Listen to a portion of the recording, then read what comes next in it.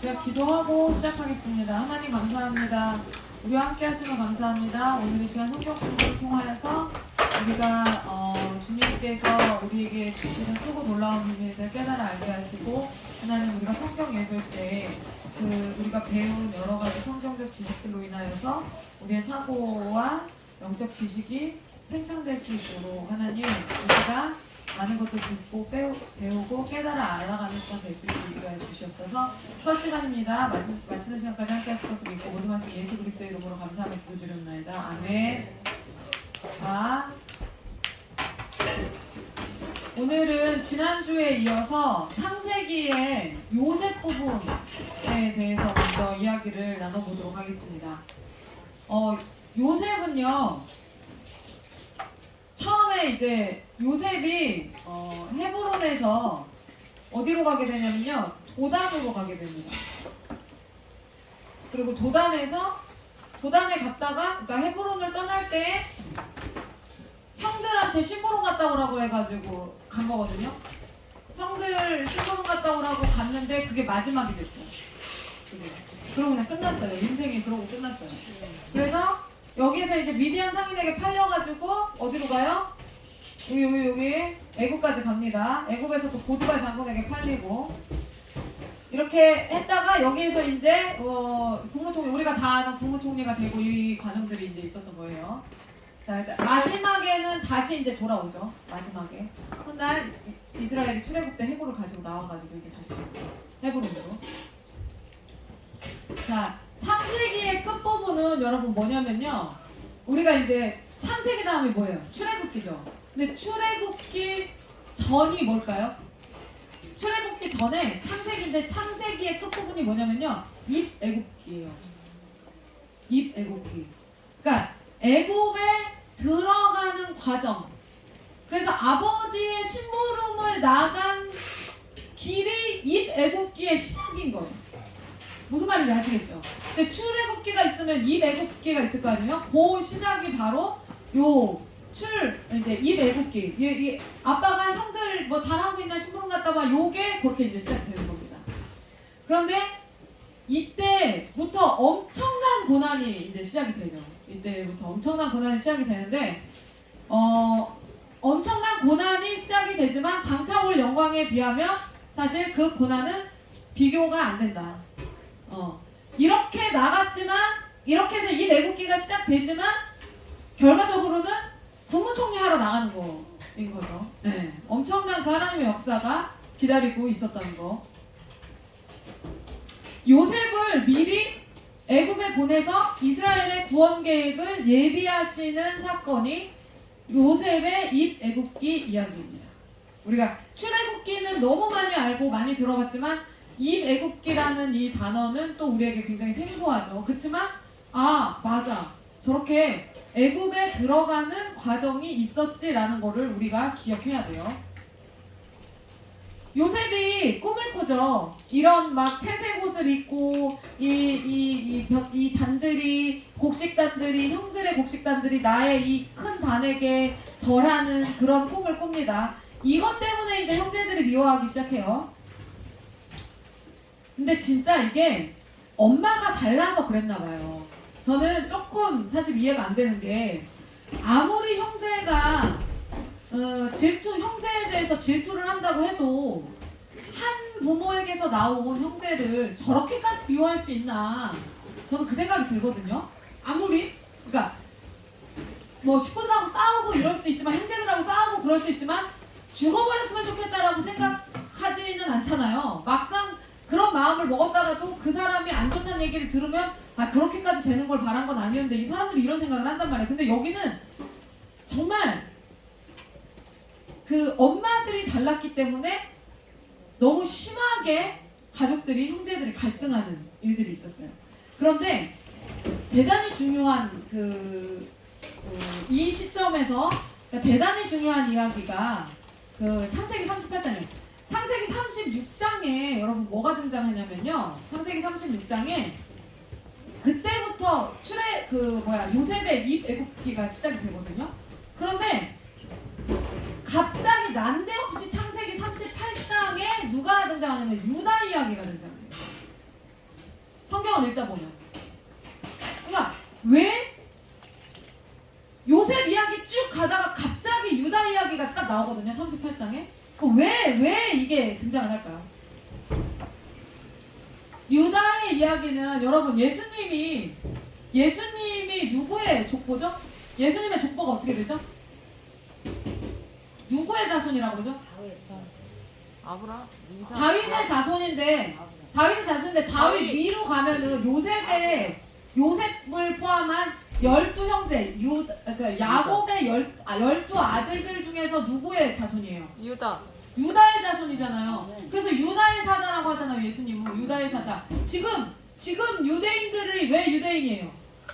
유다인이잖아요. 이거예요.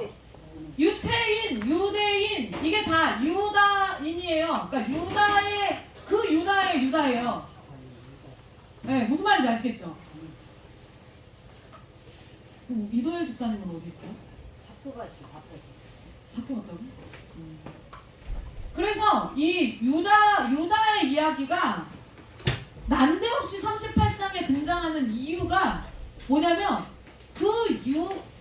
우리가 지금 이야기하는 유대인 지금 남아있는 이제 예수님의 족보를 이룬 그 사람들이 시작이 여긴 거예요. 야곱 다음에 유다로 족보가 연결이 되거든요. 저는 근데 여러분 그런 생각한 적 없어요? 저는 예수님이 당연히 요셉에게서 나왔다고 생각했거든요. 그러니까 야곱의 12아들 중에서 요셉에게서 나왔을 거라고 생각을 했거든요.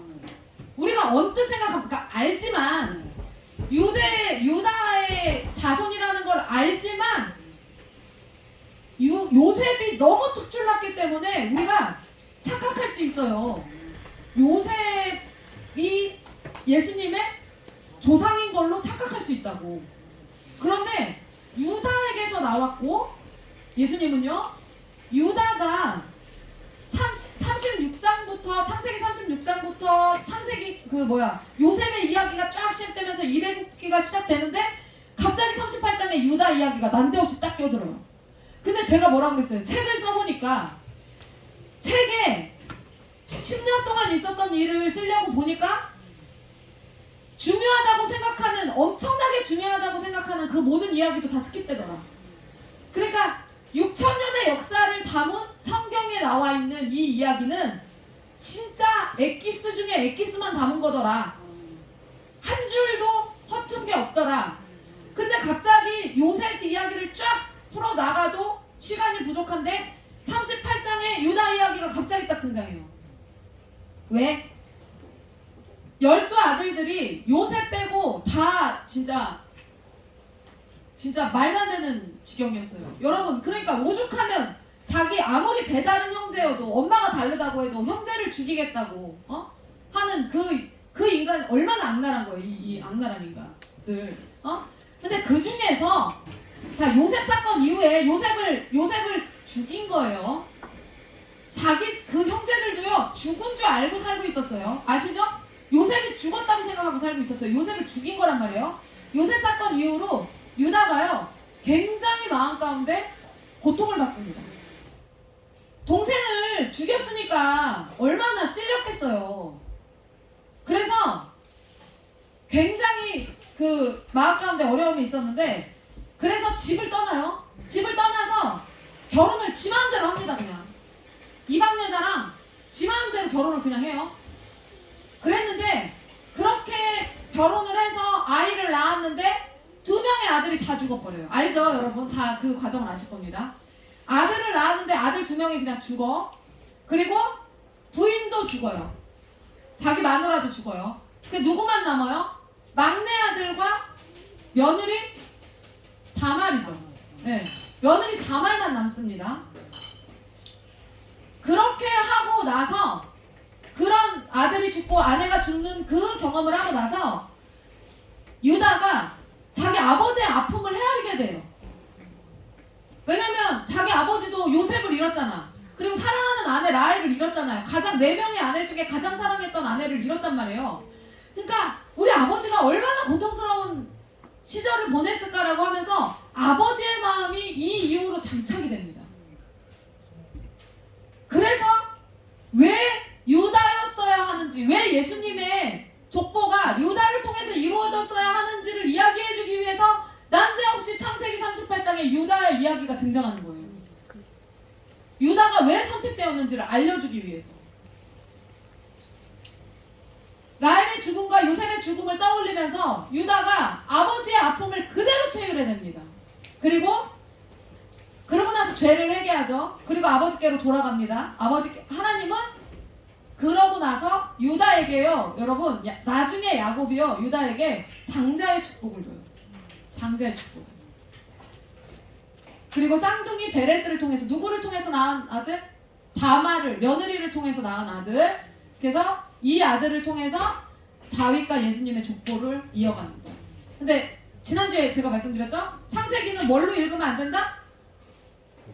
도덕률로 읽으면 안 된다. 절대 도덕률로 읽으면 안 돼. 그거 큰일 난다. 자, 그래서 원래 어떻게 됐어요? 에서와 야곱의 자손들이 이렇게 있죠. 여기는 뭐 하나님 별로 신경 안 쓰는 여기 사람들이에요.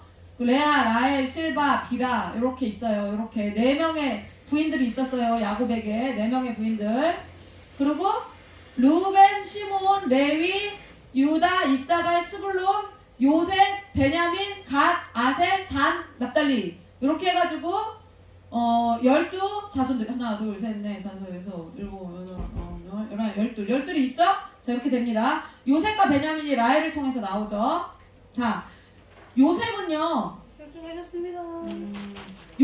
여러분, 므낫세와 에브라임을 낳아요. 에브라임과 므낫세를 낳는데 누구랑 결혼하냐면요, 아스닷이라는 애굽 제사장의 딸과 결혼을 합니다.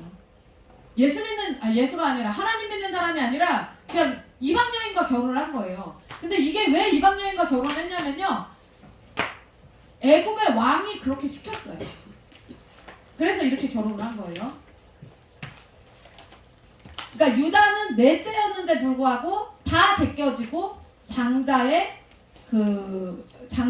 계보를 이어갈 수 있도록 하나님께서 허락하신다. 왜? 뭐 때문에? 아버지의 마음을 가지고 있었기 때문에. 그래서 여러분, 부모의 마음을 헤아리는 것이 대단히 중요합니다. 그리고 또한 뭐가 중요할까요?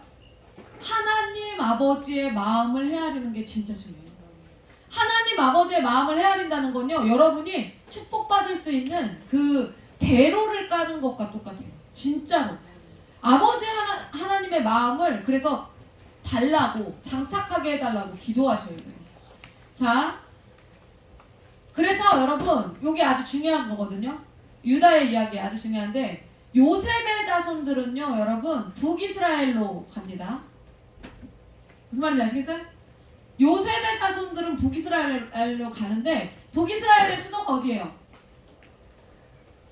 북이스라엘의 수도가 사마리아죠. 사마리아. 북이스라엘의 수도가 사마리아거든요.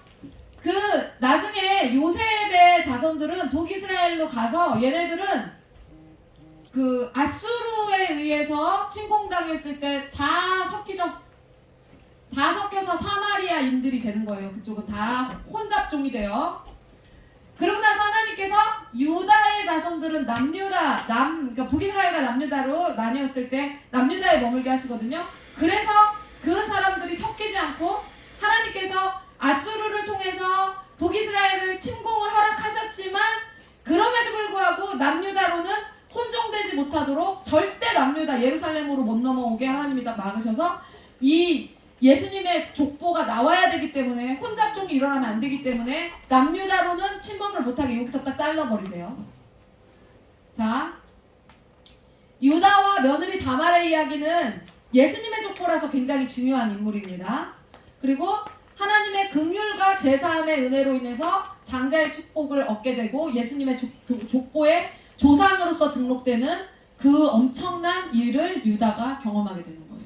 그래서 여러분 우리가 정말 신앙생활하면서 정말 중요한 게 뭐냐면요. 여러분 실수하지 않는 게 중요한 게 아니라 회복하는 게 중요해요. 정말 진짜 이거는 진짜 진리예요. 우리가 누구나 신앙생활하면서 다 실수하거든요. 어떻게 우리가 완벽하지 않은데 뭐 그렇잖아요. 그런데 가장 중요한 게 뭐냐면 얼만큼 빨리 회복하고 일어나서 하나님께 돌아와서 그 아버지의 마음을 헤아리고 내가 그 자리에 있느냐, 다시 그 자리에 내가 와 있느냐, 이게 진짜 중요해요. 유다가 결국엔 온 거예요. 아버지의 마음을 장착하고 왔기 때문에 이 축복의 대를 이어갈 수 있었던 거예요. 안 그러면 까였겠지. 다른 자손한테 갔겠지. 근데 너무나 위대하지 않아요? 유다의 사자라는 이야기를 들을 그 내 이름이 그렇게 예수님의 족보에 조상으로 등록된다는 게. 창세기를 도덕률로 읽지 마라. 그래서 창세기는 여러분 훌륭한 사람을 찾는 거에 의미가 있지 않습니다. 예? 창세기는 막 별의 별 이야기가 막 다 나와요, 여러분. 실망하실 필요도 없어요. 도덕률로 읽으면 안 되기 때문에. 한 인생이 하나님 나라를 이루는데 어떻게 쓰임받았는지의 관점으로만 읽으시면 돼요. 그래서 하나님은 다말에 대해서도 굉장히 의롭다 평가하세요. 자기 시아버지랑 그렇게 해서 아이를 낳은 그 다말에 대해서 하나님은 하나님의 그 역사를 이루어가려고 노력한 그 자녀에 대해서 하나님은 의롭게 여기신단 말이에요. 네, 다말에 대해서. 그러니까 절대로 우리의 인간적인 눈으로 보고서는 이 창세기 시절의 이야기를 갖다가 막 지금의 관점으로 막 이야기하고 재단하면 안 돼요. 성경에 보면은 여러분 옷 찢는 거 많이 나오잖아요. 옷 찢는 거. 옷을 찢었더라. 이게 되게 많이 나오거든요. 왕들도 막 뭐 하면 옷 찢고. 이게 그냥 관습이에요. 이스라엘의 관습. 마음이 슬프거나 힘들 때는 옷을 찢어요. 슬픔을 표현하는 방법이에요. 그래서 되게 많이 나오는데 요셉을 팔고 난 뒤에 르우벤이 옷을 찢어요. 그 다음에 베냐민의 그 자루 속에서 은잔 발견했을 때 요셉이 일부러 모함하려고 은잔 넣어놓잖아요. 거기 베냐민의 짐 속에다가 은잔을 넣어놓거든요. 그 장발장 그것처럼. 근데 넣어놓는데 그때 이제 내가 안 훔쳤는데 훔쳤다고 우리 동생이 안 훔쳤는데 훔쳤다고 막 그렇게 되니까 막 이게 화가 나가지고 그때 이제 이거 옷 찢죠. 이런 것들이 나와요. 왕들도 옷 많이 찢어요. 그죠? 그리고 재 뒤집어 쓰고 뭐 울고 이런 거 많이 나와요. 관습이에요. 슬픔을 표현하는. 자, 애굽에 이제 음식을 얻기 위해서 애굽에 요셉이 총리가 되고 애굽에 70명이 모입니다. 70명. 야곱의 아들 12명이 70명으로 번성해서 70명이 애굽으로 들어가요. 다 아시죠? 애굽으로 들어갑니다. 창세기에 다 나오는 내용이죠. 그리고 나서 400년 후에 420년 정도 후에 출애굽을 하게 돼요. 여기서 이제 입애굽기가 있고 여기서 이제 출애굽을 하게 되는데 몇 명이 돼요? 70명이 들어가서 70명에서 60만 명. 60만 명이 어른 성인수 얘기하는 거예요. 성인수 60만 명. 그럼 60만 명이 5인 가족으로 따졌을 때 300만 명이라고 보는 거예요. 그래서 예. 그래서 광야길을 걸어갔던 이스라엘 민족이 몇 명이다? 300만 명이다라고 생각하는 거예요. 사람들이. 예. 1인당 60만 명이니까 이게 장정수니까 그렇게 보시면 됩니다. 그래서 400년 후에 60만 명, 300만 명으로 번성했다는 거는 뭐냐면 결국에는 생육하고 번성하여 땅에 충만하라는 하나님의 말씀에 순종한 결과였다. 네. 야곱의 12아들들이 네? 어떻게 요거 땅을 이제 나눠 가진 거예요. 여기 보세요. 12지파 분할도 여기 이렇게 보시면 여기 시몬, 유다, 루벤 여기 다 나눠 가져요. 근데 레위는 안 갔죠. 레위랑 요셉만 땅을 안 줘요. 레위는 왜 안 가졌죠? 제사장들이니까 기업이 없어야 되니까 그 나머지 11지파가 먹여 살려야 되는 거예요. 네. 그거 아셔야 돼요. 나머지 11지파가 먹여 살려야 돼요. 그리고 요셉은 왜 안 받았을까요? 요셉은 누가 받아요? 요셉이 왜 안 받았을까요, 여기? 에브라임과 므낫세, 요셉의 아들인 에브라임과 므낫세가 물려받거든요. 그래서 12지파가 나뉜 거예요, 여러분. 그러니까 2명이 안 받았는데도 12지파가 나눴잖아요. 이거 모르셨죠? 두 명이 안 받았어. 레위하고 유다는 안 받았, 레위하고 요셉은 안 받았는데도 불구하고 12지파가 땅을 분할받았다고 우리가 알고 있잖아요. 왜 그러냐면 에브라임과 므낫세가 받았어요. 요셉의 아들인. 그럼 왜 요셉은 왜 안 받았을까? 너무 잘 살아서 안 준 거예요. 아, 진짜로. 아버지가 유산을 나눠주는데 한 놈이 아들 셋을 낳았어. 뭐 아들을 열을 낳았어. 근데 한 놈이 아버지 땅이 사과 가수원이 있는데 다 한 30평씩 나눠주면 돼. 근데 한 명이 대통령이야. 그러니까 어떻게 한 거냐면 야 너는 대통령직이나 됐는데 너는 아버지 땅 안 가져도 되지 않겠니? 다 애굽이 다 네 건데 뭘 그러니 그냥 네 아들들한테 반씩 나눠줄게 해서 이렇게 나눠준 거라고. 무슨 말인지 아시겠죠? 그래서 도로 12명이 된 거예요. 레위랑 요셉이 안 가졌는데 손주한테 그래서 직접 그냥 간 거예요. 네 손주들한테 반씩 그냥 나눠줄게 이렇게 해서 너는 갖지 마. 너는 너무 위대하니까 이렇게 된 거예요. 자, 지금은 이게 요셉이요. 죽을 때 뭐라고 했냐면 나는 지금 애굽에 살고 있지만 하나님께서 허락하셔서 이곳을 출애굽할 수 있는 그때가 됐을 때 내 해골을 메고 가라. 나 여기다 두지 마. 나 이집트에다 내 뼈도 두지 마. 이스라엘 땅으로 가나안 땅으로 내 뼈를 가지고 가줘. 라고 그렇게 유언을 합니다. 예. 그래서 원래는 애굽에 이게 유골이니까 유골을 숨겨뒀다가요. 어느 정도 시간이 지나고 나서 애굽의 유골을 고센 땅에 사람들이 다 잘 보이는 곳에다 놔요. 그리고 우리가 여기서 반드시 출애굽하는 날이 올 건데 우리가 이때 이 해골을 들고 가야 된다. 그날을 잊지 말고 기억해야 된다라는 의미로 사람들이 다 볼 수 있는 곳에 그 유골을 놔둬요. 고센 땅에다. 기억해야 된다. 우리가 있을 곳은 여기가 아니다라는 것을 계속해서 인지시키기 위해서 본향으로 돌아갈 것을 계속해서 인지하라고 그렇게 합니다. 가나안을 소망하라고. 그리고 이렇게 한 다음에 실제로 애굽에서 끌어낸 요셉의 뼈를 세겜에 장사합니다. 실제로 이루어져요. 그게 하나님의 말씀이. 이렇게 창세기에서 내 해골을 메고 가라 유언하고 출애굽기에서 모세가 요셉의 해골을 취해서 가져가서 애굽에서 끌어낸 요셉의 뼈를 세겜에 장사했다. 이렇게 나옵니다. 이 모든 과정 가운데 요셉이 말한 대로 성경에 나타난 대로 다 이루어졌어요. 자, 실제로 요셉이 만든 하천이에요. 이게 실제로 이집트에 지금도 있는. 예. 그래서 이름이 뭐냐면 바흐르 유셉이라고 해서 요셉 하천이라는 이름이에요. 요셉 하천. 요셉이 국무총리 시절에 이 하천을 다 만들었어요. 건설한 운하. 그래서 나일강으로부터 저지대 파이움에 흘러가게 하는 하천. 그래서 이걸 다 만들어가지고 실제로 요셉이 했던 여러 가지 것들이 지금도 남아있다. 자, 창세기는요. 지금 창세기를 이제 마무리할 건데 창세기는요. 하나님 나라의 3요소 중에서 국민 만들기 미션을 달성한 장입니다. 여기가. 자, 그 국가의 3요소가 뭐예요? 국민 영토 주권이잖아요. 그 국민 영토 주권 중에서 국민 만들기는 창세기고요. 법 제정한 데가 레위기예요, 여러분. 레위기가 이걸 공부해보니까 엄청 재밌는 책이더라고요. 우리는 늘 레위기가 위기의 책이잖아요, 우리에게는. 진짜 위기잖아. 거기 읽을 때 미쳐버릴 것 같잖아요. 근데 그게 왜 그러냐면 재미가 없을 수밖에 없는 게 그게 헌법이에요, 헌법. 예, 우리가 헌법이 읽고 있는 거예요. 그래서 그런 건데 그 법을 지금 있지도 않은 땅, 실제 존재하지 않는 그 땅, 그 생활에 대한 법을 미리 주신 게 레위기예요. 그리고 영토를 어디 가서 봐서 여호수아서에서 영토를 실제로 봤죠. 예. 그런데 어쨌든 국민 만들기를 그 300만 명 국민을 애굽으로 들어가게 해서 만들어가지고 나온 그 과정이 창세기의 이제 미션으로 달성을 했다. 자, 여기까지가 이제 창세기는 여기까지가 끝입니다. 그리고 계속 오늘 이제 출애굽기를 볼 건데 제가 3시에 마칠 거예요. 그 음악 좀 들려주세요.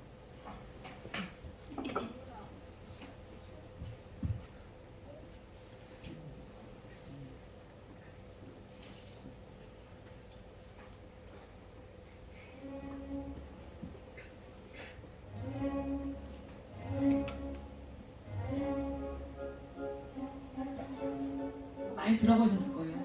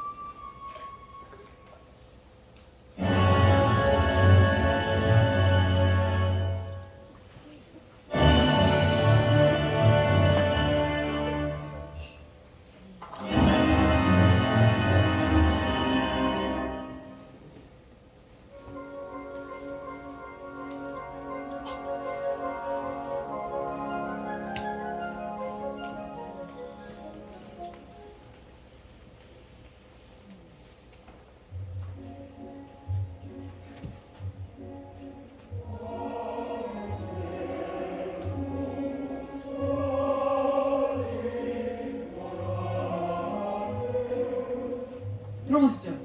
알죠?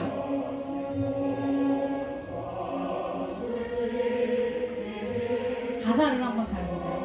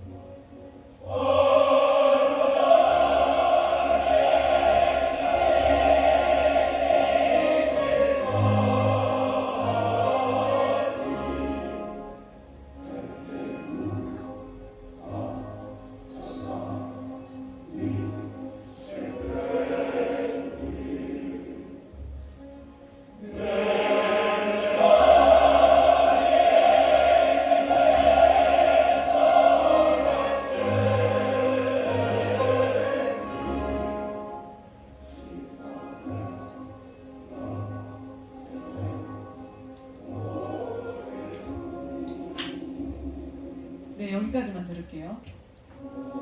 이 곡이 베르디 오페라의 히브리 노예들의 합창이라는 곡이에요. 네. 근데 우리가 이 곡을 어떻게 알고 있어요? 이 곡이 되게 커피 마시면서 우아하게 사모님들이 이렇게 막 그런 곡으로 알고 있잖아요. 근데 이 곡이 실제로는 그 고향을 그리워하면서 이집트에서 너무 힘든 그 막 벽돌 만들어서 쌓고 막 너무 힘들게 살아가는 그 히브리 노예들이 같이 이제 그 심정을 담아서 만든 곡을 부른 거예요. 합창으로. 베르디가 만든 곡을 부른 거예요. 그러니까는 실제로는 가사는 그렇게 아름다운 게 아니죠. 엄청나게 아픈 곡인 거예요. 이 곡이 멋있고 웅장하니까 우리가 이제 그렇게 무슨 뜻인지 모르고 듣는 거지. 우리는 소리만 들으니까. 자, 여기 보시면 그 노아의 후손들과 노아의 후손들이 어디로 흩어지냐면요, 여러분. 셈 족속들이 이쪽으로 가고요, 함 족속들이 이쪽으로 가고요, 야베 족속들이 이쪽으로 갑니다. 네, 이렇게 해서 각자 흩어져서 민족들을 이제 이루고 살게 되는 거예요. 그런데 자, 출애굽기는 언제 읽어야 되는 책이냐면요, 원래 출애굽기는 1월에 읽어야 되는 책이에요. 1월. 왜 출애굽기를 1월에 읽어야 되냐면요, 출애굽을 한 달이 원래는 몇 월 달이냐면요, 3월 달이에요. 원래 3월. 네? 우리가 지금 3월이죠. 근데 유대력으로는 언제일까요? 유대력으로는 1월이에요. 되게 웃기죠. 전 세계가 3월을 3월이라 말하는데 유대력으로는 1월이라고 얘기해요. 누가 정했으니까? 하나님이 그렇게 정하셨어요. 그래서 자, 아비벌이라는 말 많이 들어보셨을 거예요. 성경에서 아비벌이라는 말, 니산월이라는 말 많이 들어보셨어요. 바벨론 이후에는 니산월이라고 하거든요. 그죠? 아, 들어본 것 같아. 아비벌 들어본 것 같아. 지금 좀 계실 겁니다. 아비비 뭐냐면요, 아비브라고 해가지고 봄이란 뜻이에요. 봄. 아비브가 봄이에요. 네. 그러니까 아비월이면은 봄이 시작되는 월이에요. 네. 그러니까 3월이 맞죠? 3월. 자, 여기가 3, 4월이라고 되어 있어요. 니산월, 아비벌이다. 요게 이제 유대력이에요. 유대력과 실제 세상에서 이야기하는 달이 여기 지금 이렇게 있는 거예요. 여기. 그래서 나머지는 별로 우리가 많이 들어보지 않았어. 그런데 요거 니산, 아비벌 요거는 많이 들어봤어요. 네. 요거를 좀 더 자세히 보면요. 여기가 유대력으로는 1월이고 한국으로는 3월이고 니산월을 아비벌이라고 하고 아비벌을 니산월이라고 한다. 그러면 자, 아비브가 뭐라 그랬어요? 봄이라고 그랬죠? 텔 아비브 들어봤죠? 텔 아비브가 뭐예요? 이스라엘의 수도. 이스라엘의 수도. 지금은 이스라엘 수도가 어디예요? 이렇다니까. 자, 텔아비브가 무슨 뜻이에요? 봄이 오는 언덕. 텔이 언덕이고 아비브가 봄이에요. 봄이 오는 언덕을 텔아비브라고 그래요. 이름이 아주 이뻐요. 이스라엘의 이전 수도였죠. 지금은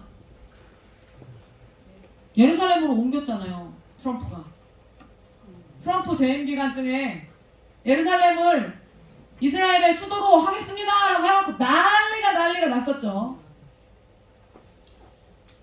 사람들은 저도 마찬가지고 예루살렘이 이스라엘의 수도인 줄 다 알고 있어요. 그죠? 왜냐면 과거에 수도였었으니까. 그런데 왜 예루살렘을 수도로 안 했었을까요? 왜? 수도는 자고로 안정감이 있어야 되잖아요. 그죠? 근데 예루살렘은 실제로 지금 어때요? 대치하고 있죠. 진짜 총구를 서로 겨누고 있단 말이에요. 언제 어떻게 사고가 날지 몰라요. 3차 대전이 여기서 난다라고 맨날 얘기하잖아요. 이거 황금 동사원 서로 뺏으려고 이거 난리치는 게 지금 이거잖아요. 이거 종교는 우리가 절대로 함부로 우리가 재단할 수 없는 거예요. 왜냐면 목숨을 바쳐버리잖아요. 죽으면서도 사수하는 게 종교란 말이야. 그래서 사람들이 이번 주에 굉장히 이슈가 된 그 네이버에 그 검색창을 아주 그냥 뜨겁게 달궜던 그 논쟁. 11조를 70만 원 하는 여자친구가 11조를 70만 원 합니다. 결혼을 해야 할까요? 이거 보신 분? 저요. 봤죠? 나 댓글 달았는데. 여자친구가 11조를 70만 원 합니다. 그러니까 700을 버는 거예요, 여자가. 그래서 11조를 70만 원 하는데 이 여자랑 결혼을 해야 할까요? 이거였어요.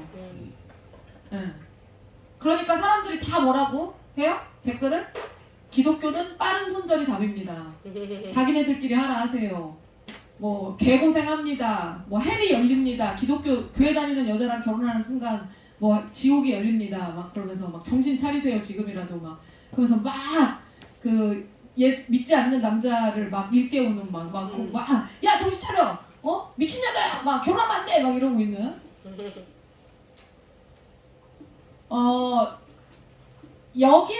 여기를 지금 사수하려고 유대교와 기독교와 그 다음에 이슬람이 이제 아주 사투를 벌이고 있죠.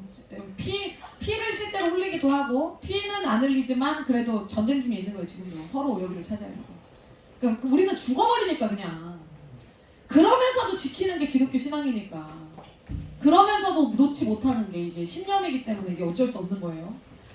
자, 주 이스라엘 미 대사관을 예루살렘으로 이전합니다. 지금 텔아비브에서 이쪽으로 지금 이전하면서 텔아비브에는 지금 다른 대사관들이 다 여기 있어요. 지금 미국 대사관이 이리로 간 거예요. 트럼프 대통령이 공식적으로 인정을 했어요. 공식적으로. 미국에서 인정하면 끝이에요. 네. 왜요? 유대인들이랑 다 연결돼 있잖아요. 돈이랑 이런 게 다 연결돼 있기 때문에 그냥 끝나는 겁니다. 그러면 봄이라는 말을 언제 써요? 예? 봄이라는 말. 뭔가로부터 해방됐을 때, 자유로워졌을 때, 그때 봄이라는 말을 써요. 프라하의 봄, 서울의 봄, 이란의 봄, 최근에 이란의 봄, 최근 몇 년 전에 요거 있었죠. 이렇게 자유와 해방의 상징입니다. 출애굽한 달을 하나님께서는 이스라엘의 1월로 정하세요. 그래서 왜? 1월은 실제로 1월이 출발하는 달이잖아요. 1월이 시작이잖아요. 그래서 1월이 새해잖아. 근데 실제로는 몇 월이라고요? 1월이 3월이라고. 하나님이 아니야. 3월이 1월이야. 이렇게 해버리신 거예요. 아비벌이 1월이야, 너네는. 그래서 3월이 시작인 거예요. 그래서 자, 주제별로 나눠서 성경을 볼 필요가 있어요. 창세기와 출애굽기. 창세기는요, 아브라함에서 이삭을 거쳐서 야곱, 유다에 이르는 그 과정. 그래서 하나님의 민족을 만들어 가시는 과정. 도덕률이 아닌 하나님의 사랑과 약속의 관점에서 성경을 읽어야 되고요. 출애굽기는 요셉의 입 애굽기와 모세의 출애굽기로 나눠야 된다. 입 이집트기, 출 이집트기로 나눈다. 자, 람셋에서 출발해서 시내산까지 2개월 동안 옵니다. 얘네가 과정이요. 자, 여기 보시면요. 출애굽기 1장에서 18장 사건, 그 다음에 출애굽기 19장에서 끝사건이 여기서 이제 여기서 색깔이 여기서 이렇게 나뉘는데요, 여러분. 여기가 지금 색깔이 지금 좀 온전치 않은데 출애굽기 19장에서 끝까지 시내산 언약을 그러니까 여기서부터 여기까지 2개월 동안 시내산으로 와가지고 여기서 애굽에서 10장, 홍해 건너는 사건, 아말렉과 전투하는 거 여기서부터 여기까지가 18장까지고요. 나머지 이렇게 하는 게 19장부터 끝까지 일입니다. 그리고 여기서 이 과정에서 체류하면서 레위기를 기록을 해요. 자, 우리가 출애굽기를 영어로 이게 영어인가? 영어 아니죠? 영어요? 영어요? 네, 영어로 써요. 엑소더스라고 하죠? 엑소더스 여러분 들어보셨을 거예요. 창세기는 뭐였어요? 제네시스. 출애굽기는 엑소더스. 여러분, 우리 김 집사님 네이밍 하잖아요. 성경에 무궁무진하게 있다는 거예요. 네이밍 할 게. 그 성성점이 엑소더스예요, 학원 이름이. 네. 엑소더스. 근데 이 뜻이 뭘까요? 그 사람들은 그냥 출애굽기, 출애굽이라고 생각을 하겠지만 X가 뭐예요? 벗어나다. X. 그럼 오더스가 뭐예요? 그 길에서 벗어난다. 그럼 그 길이 어떤 길일까요? 죄악의 길, 사망의 길, 죽음의 길에서부터 벗어난다. 그거예요. 그게 엑소더스예요. 네. 자, 애굽 이집트에서 노예살이 하던 사람들이 죄와 사망과 어둠을 상징하고요. 거기로부터 벗어난다. 자, 출애굽기의 의미는 뭐냐면요. 구전으로 내려오던 하나님이 현실에 나타나서 역사하신 사건이에요. 여러분 잘 생각해 보세요. 성경이 없었어요, 이때는. 우리는 성경을 지금 보고 있지만, 기록된 책을 보고 있지만 성경이 없었단 말이에요, 이 시대는. 그러면 그런데도 불구하고 교육을 했지. 어떻게 교육을 해요? 말로. 다 말로 교육한 거예요. 야, 태초에 하나님이 천지를 창조하셨단다. 그런데 첫째 날에는 뭐를 만드시고 둘째 날에는 뭐를 만드시고, 이거를요 다 말로 기록한 거예요. 말로 다 교육한 거예요. 계속 자녀들에게 잊어버리지 않도록. 근데 출애굽 전까지의, 그러니까 이때까지만 해도 창세기에 나와 있는 역사만 교육하면 되는 거야. 무슨 말인지 아시죠? 아직 출애굽기가 역사가 만들어지기 전이니까 그때 것까지만 얘기하면 되는 거예요. 근데 그렇게 구전으로 내려오던 하나님이 자기네 눈앞에 현실로 나타난 사건이 바로 이 출애굽기의 역사의 기록들이에요.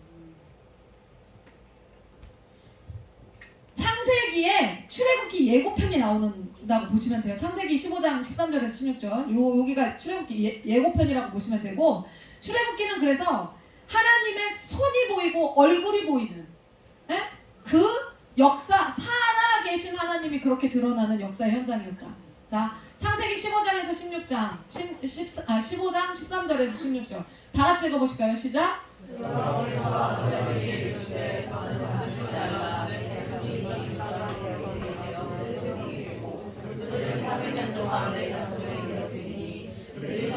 나라를 내가 징벌할지며 그 후에 내 자손이 큰 재물을 이끌고 나오리라. 너는 장수하다가 평안히 조상에게로 돌아가 장사될 것이요 내 자손은 4대 만에 이 땅으로 돌아오리니 이는 아모리 족속의 죄악이 아직 가득 차지 아니함이니라 하시더니. 여러분, 창세기의 이 예언이 그대로 출애굽기를 통해서 기록이 되죠? 네, 기록이 됩니다. 모세는요, 구원하신 예수님의 모형이에요. 모세가 누구의 모형이에요? 예수님의 모형. 모세는 이스라엘 백성을 이집트 노예 생활에서 구원한 사람이에요. 모세가. 예수님은 어떤 분이에요? 십자가에서 죽으시고 부활하심으로 우리 죽을 수밖에 없는 우리를 죄에서 구원하신 분이에요. 그래서 구약에서는 모세, 그리고 신약에서는 예수님. 여러분, 구원이라는 거는요, 여러분 어떻게 이루어지는 거냐면요, 하루아침에 이루어지는 거예요. 무슨 말인지 아시겠어요? 그 엄청난 과정을 거쳐가지고 죽음의 길로 딱 들어섰는데, 구원은 몇 날 며칠에 걸쳐서 이루어지는 게 아니고요, 하나님의 구원의 역사는요, 단 하루 만에 지옥에서 천국으로 옮겨버리시는 거예요. 자, 창세기 37장 24절을 한번 다 같이 읽어보실까요? 시작!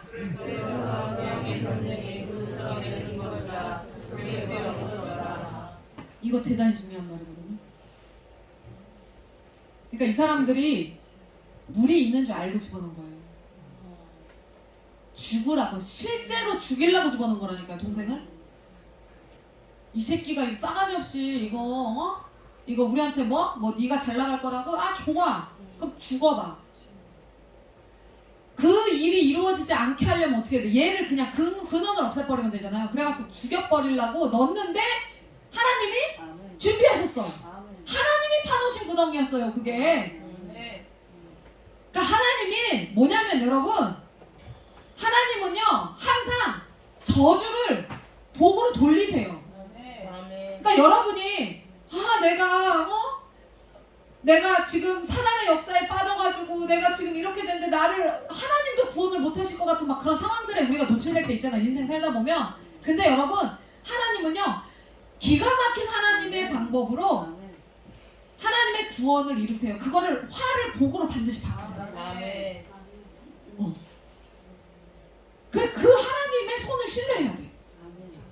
그래서 그러니까 내 손에 방법이 없다고 딱 느껴질 때 항복 딱 한 다음에 하나님 도와주세요. 하나님 구원해주세요. 그러면 하나님이 이렇게 역사하시는, 그 속에 물이 없어. 물을 싹 말려버리셨겠지, 하나님이. 또 창세기 22장 13절에 어떻게 해요?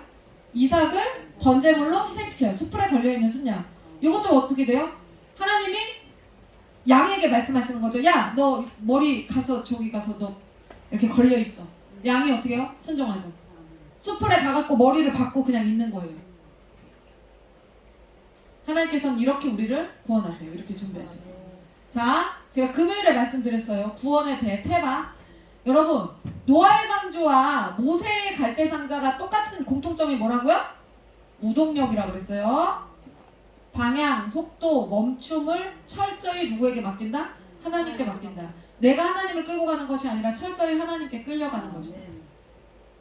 그래서 우리는 노아의 방주, 모세의 갈대상자 따로 구분해서 부르지만 히브리어로는 그냥 뭐라고 부른다고요? 테바.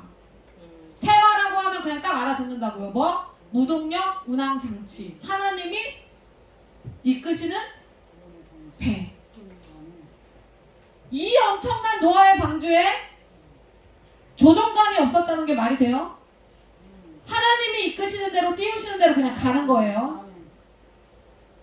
모세의 갈대상자도 마찬가지였어요. 그 아고떼가 난무하는 그 나일 강가에 모세, 그 어린 100일 된 아이가 갈대상자에 태워져가지고 띄워졌는데, 그 갈대상자가 하나님의 운행하심으로 어디로 가요? 바로의 궁전. 바로의 그게 향하죠. 그래서 거기에 도착을 하죠. 그래서 중요한 게 뭐라 그랬어요? 우리가 안전하다고 생각하는 배를 만들어서 그 배를 타서 우리가 뭐 이거를 왜 이거를 조정하고 우리가 우리의 사업이라고 내 이름으로 된 사업이라고 대표자가 나라고 뭐 이렇게 하고 저렇게 하고 암만 계획해봐. 그게 되나? 코로나 맞을 줄 누가 알았어? 우리가 뭐 예상이나 했어요? 네. 코로나가 또 이렇게 끝날 줄 또 누가 예상이나 했어요? 앞으로 우리가 바로 2시간 이후에 있을 일조차 예상 못해. 30초? 5분 뒤? 예상 못한단 말이에요. 하나님께 우리 인생을 맡기는 거지. 노아의 방주, 갈대상자 하나님이 운행하셔서 이렇게 가게 하시는 거예요. 하나님이 살리시는 거예요. 동력이 없다. 그냥 철저히 하나님의 바람, 이 수초의 움직임, 네? 물길의 흐름, 다 외부의 이끄심에 따라서 가는 것이다. 자, 구원을 위한 하나님의 사람을 엑소더스, 이 출애굽의 그 과정을 위해서 준비시키시는데, 이 엑소더스의 과정 중에서 가장 중요한 역할을 하는 사람이 누구예요? 출애굽기의 주인공이 누구죠? 모세죠. 모세, 여러분 잘 아시다시피. 그럼 모세가 도대체 어떤 사람인지를 우리가 좀 알아봐야 돼요. 자, 준비된 사람을 찾으시는 하나님이에요. 그런데 그 중에 어떤 사람은 제외? 노예 근성 있는 사람은 제외. 그러면 잘 생각해 보세요. 히브리 민족을 이끌고 나올 사람이 누구여야 돼? 애굽 사람일 수 있겠어요? 이집트 사람은 절대로 얘네들을 무슨 이유로 얘네들을 끌고 나와? 그럴 이유가 없지. 그러면 반드시 히브리 사람 중에서 찾아야 돼, 리더를.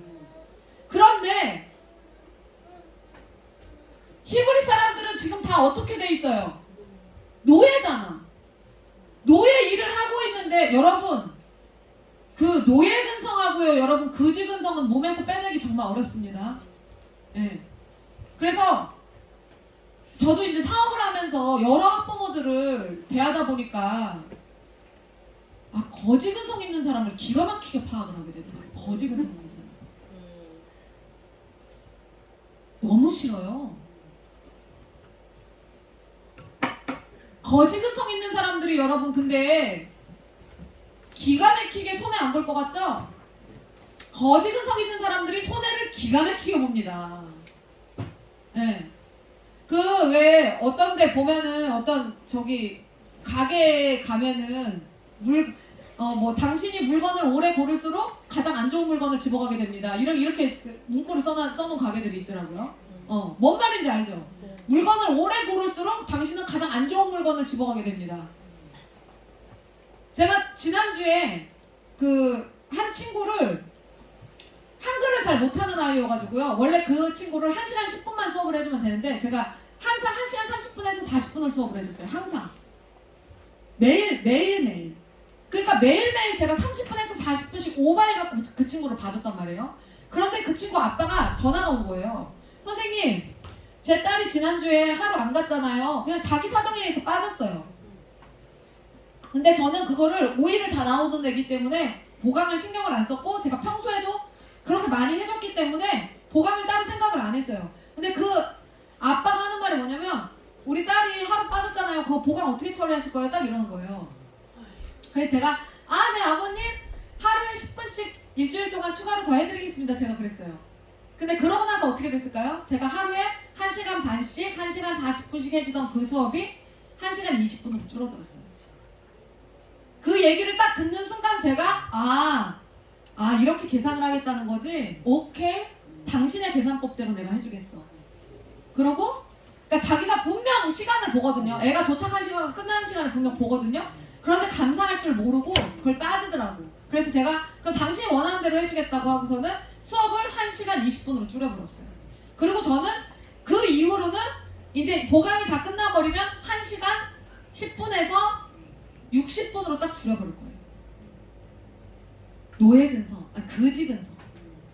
하나도 손해보지 않으려는 그거 여러분, 그거 인생에서 그거 빨리 벗어나셔야 됩니다. 그 다 여러분들보다 못나서 그거 그렇게 안 따지는 거 아니에요. 그거. 이거 40년 동안 그래서 모세를 어떻게 해요? 모세를 40년 동안 제왕 교육을 받게 하죠. 따로 한 명을 빼내시는 거예요, 모세를. 그래서 야, 기가 막히죠. 제일 위험한 곳이 어디야? 그 왕궁 아니에요? 이집트, 그러니까 이 히브리인들에게 가장 위험한 곳이 호랑이 굴이 어디야? 여기잖아. 호랑이 굴로 보내셔요. 호랑이 굴로. 왜? 사실 호랑이가 밖에 나와 있으면 호랑이 굴은 어떻게 해요? 비어 있죠. 그러니까 가장 안전한 곳이 호랑이 굴이야. 가장 안전한 호랑이 굴로 보내시는데 40년 동안 제왕 교육을 시켜요. 왕이 될 사람으로 만들어 버리시죠. 읽기, 쓰기, 말하기, 무술 등. 여기 이거 아까 히브리 노예들 표정 보셨잖아요. 오페라. 그 실제로 그 연기를 하는 거잖아요. 그 사람들 그 표정으로 그 힘든 그 노역의 삶을 거기서 무슨 교육을 받아? 예? 뭐를 가르칠 수 있었겠어요? 그런데 여기서 모세가 40년 동안 거기에서 이 교육을 받아요. 그러고 나서 저기를 죽이죠. 히브리 사람을 노예를 한 명을 죽이죠. 싸움 나서 죽인 다음에 미디안으로 잠적해요. 근데 모세가 여기 유력한 대권 후보라고 그랬죠? 왜 유력한 대권 후보였는지 제가 알려드릴게요. 이거 대단히 중요합니다. 40년 광야 생활을 통해서 혈기, 열심, 지식의 물을 다 빼버려요. 요런 사람이 신약에서는 바울이에요. 사도 바울이에요. 80세 때 자기 힘으로 할 수 없는 그때 하나님은 모세를 구원의 도구로 사용하세요. 요 바울, 신약에서 바울은요, 여러분 어땠냐면요.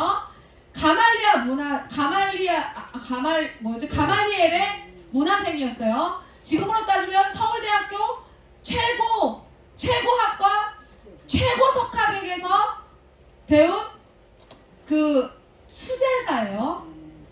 수제자. 그래서 근데 바울이 어때요? 다메섹 도상에서 예수님을 만나고 나서 어떻게 하죠? 다소로 가요. 다소? 자기 고향으로 가요. 그래서 10년을 그냥 짱박혀 지냅니다. 10년 동안 아무것도 안 해요. 동네 바보형 된 거예요. 동네 바보형. 10년 동안 하나님이 나타나지 않으세요. 바울에게. 40년 동안 모세의 이거를 다 빼버려요. 그리고 하나님이 80세에 하나님 저 아무것도 할 수 없어요 라고 딱 했을 때 너 일로 와. 너 이제 가. 너 다시 왕궁으로 가. 그래서 거기서 맞짱 떠. 하나님이 그렇게 말씀하세요. 못 가요. 안 갈 거예요. 그러니까 아론을 붙여줄 테니까 가. 그래서 이제 가죠. 근데 자, 애굽의 왕의 이름이, 가장 유명한 왕의 이름이 뭐예요, 여러분? 바로 파라오가 바로잖아요. 이거 성경적으로 바로라고 하는 거잖아요. 바로. 그러면 창세기 요셉 시대의 애굽 왕이 누구였어요? 바로. 출애굽기 모세 때, 출애굽기에서 모세 출생 때 애굽 왕이 누구였어요? 바로. 미디안 광야에서 죽은 애굽 왕이 누구예요? 바로. 열 재앙을 겪은 애굽 왕 바로. 그럼 다 바로야? 다 똑같은 사람이에요? 뭐야? 왜 바로예요? 왜 바로일까? 왜 다 바로라고 했을까요? 하나님이 알고 싶지 않아서. 진짜로. 하나님은 관심이 없습니다. 근데 하나님의 사람들의 이름에 대해서는 어떻게 했어요? 성경에. 아브라함이 아브라함으로 바뀌었는데 그거 바뀌었다고 기록하시잖아요. 사레가 사라로 바뀌었는데 그거 한 글자 그거 앞뒤 그거 바뀌었다고 그거 야 바꿨어 그 이름 너를 이스라엘이라 하리라 야곱을 이스라엘 그런 분인데 이집트는 바로 이거 다 그냥 다 야 재수없어 넘겨 야 그냥 거시기 다 이렇게 하는 거예요. 진짜로. 그래서 다 바로예요. 근데 다 달라요. 그러면 어떻게 다른지. 자, 투투모세 1세가요. 그러니까 모세가 이집트식 이름인 거예요. 모세가. 네. 요 투투모세 1세가 어떤 사람이냐면 사내 아이를 죽이라고 지시했던 사람이에요. 모세가 태어났을 당시에 히브리의 자손들이 너무 커진다. 그러니까 이거를 막아야 된다 해서 애들 다 죽여라고 명령했던 사람이 바로 이 투투모세 1세예요. 그리고 투투모세 1세와 부녀관계였던 사람이 하첵수투라는 이 공주. 이 공주가 하첵수투가 누구를 구한 거예요? 모세를 건진 공주가 하첵수투예요. 이거 실제 역사예요. 이거 여러분 잘 기억하세요.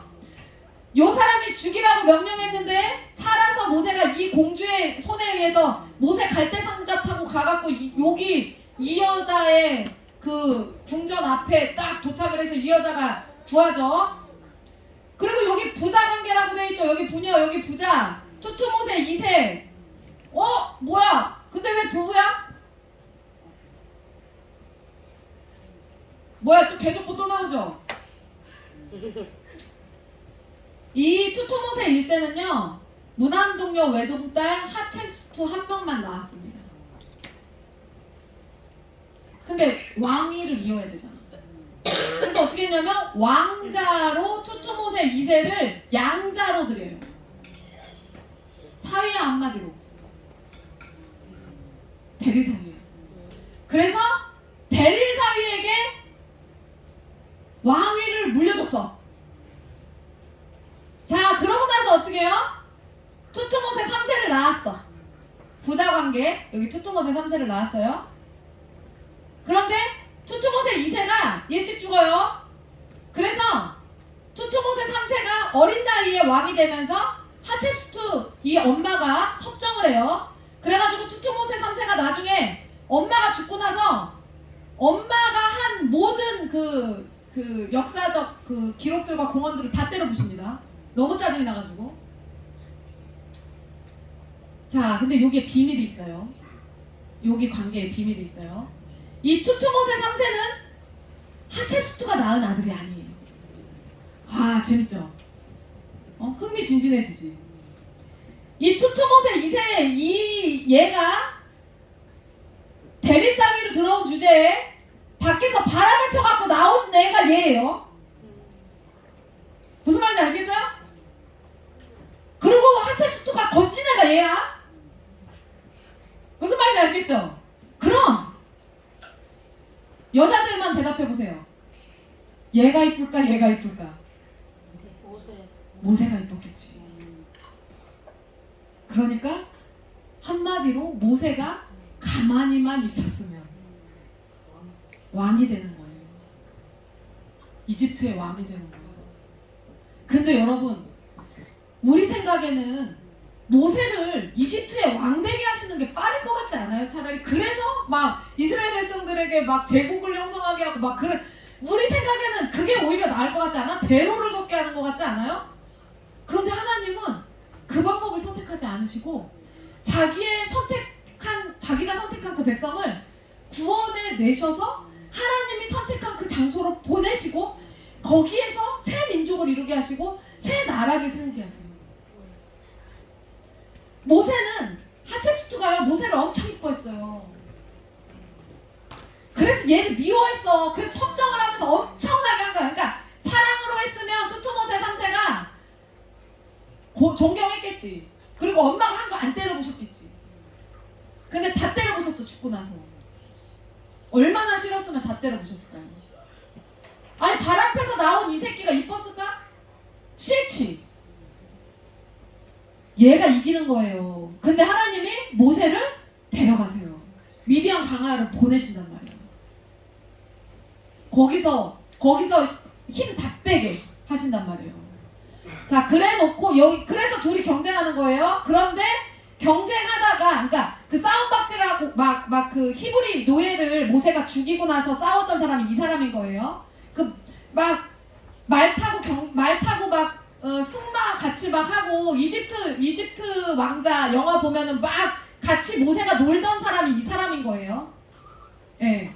젊은 나이에 막 놀던 사람이 이 사람인 거예요. 그러고 나서 미디안 광야에 있을 때 이 사람이 죽었다는 얘기를 들어요. 하나님이 얘 죽었으니까 가 그 아들하고 맞짱 떠. 그래서 10가지 재앙을 경험한 왕이 아멘호텝 2세 요 사람이에요. 그러니까 조카뻘 되는 거지.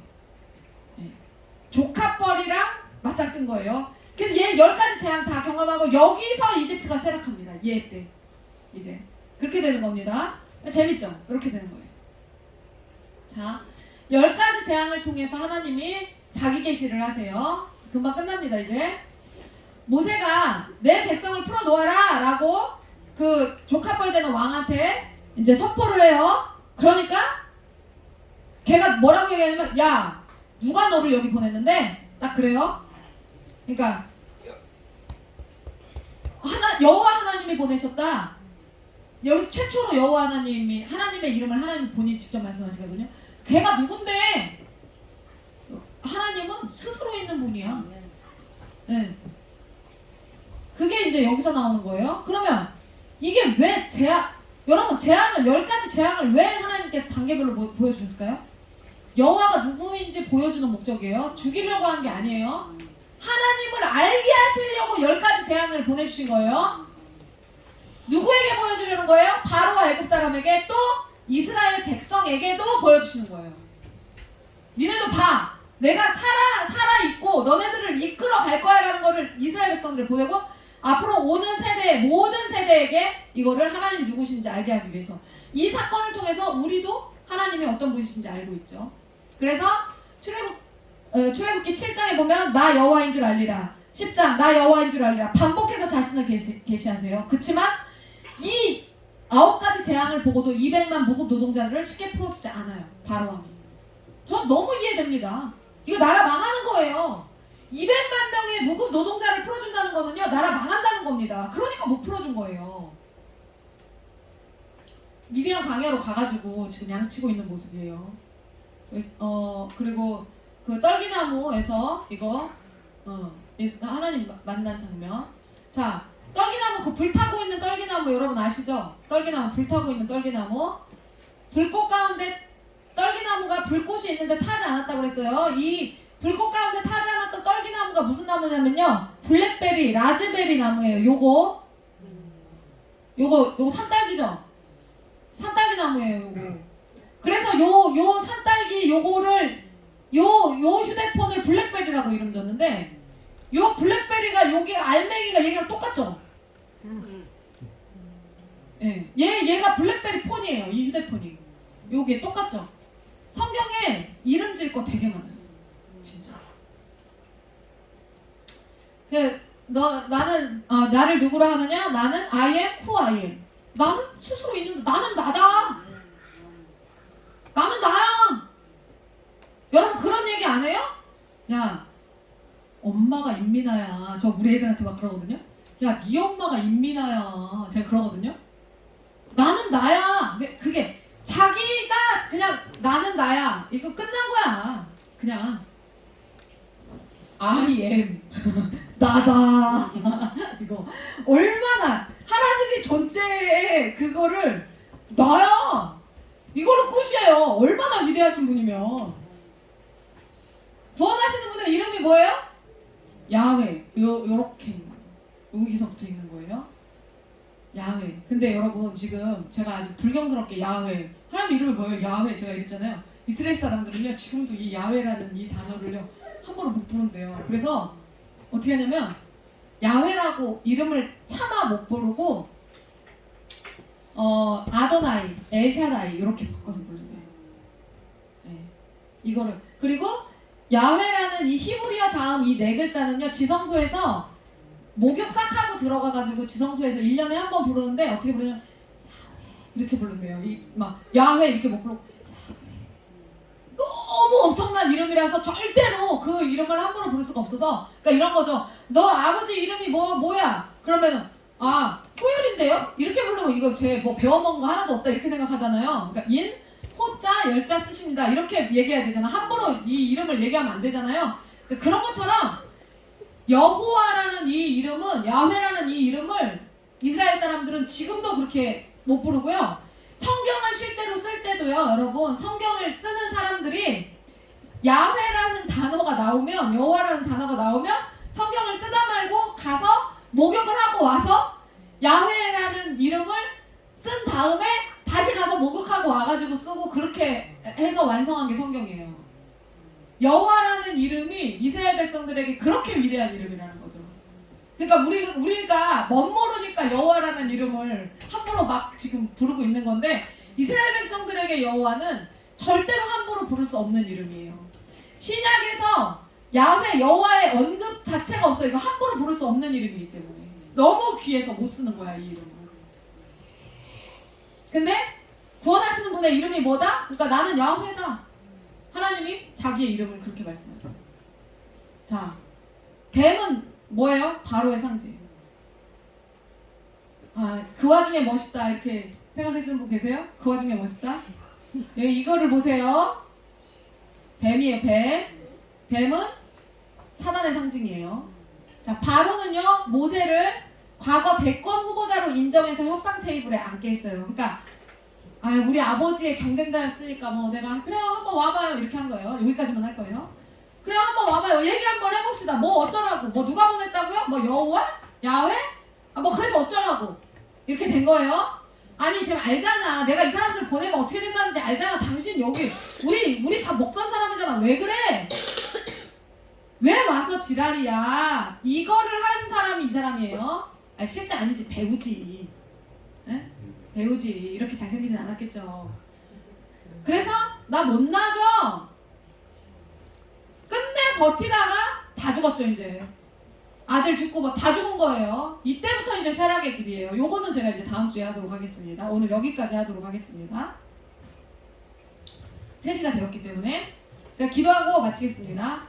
하나님 감사합니다. 우리가 오늘 출애굽기, 입애굽기와 출애굽기에 대해서 이야기를 나눠봤습니다. 하나님, 우리가 말씀을 오늘 성경 공부를 통해서 알게 된 그 성경의 지식들을 우리가 잘 깨닫고 잘 배워서 우리가 성경을 풍성하게 읽을 수 있는데, 재미나게 읽을 수 있도록, 그리고 그 성경을 그냥 문자로만 읽는 것이 아니라 상상하면서 그림으로 눈으로 보듯이 읽어낼 수 있는 그 놀라운 능력을 갖출 수 있는 우리 성도들 될 수 있도록 인도하여 주시옵소서. 더욱더 풍성하고 재미난 그 성경의 이야기들을 우리가 배워나가기 원합니다. 공부하기 원합니다. 지혜와 계시형으로 충만케 하여 주시옵소서. 돌아가는 발걸음 지켜주실 것을 믿사오며 모든 말씀 예수 그리스도의 이름으로 감사하며 기도드리옵나이다. 아멘.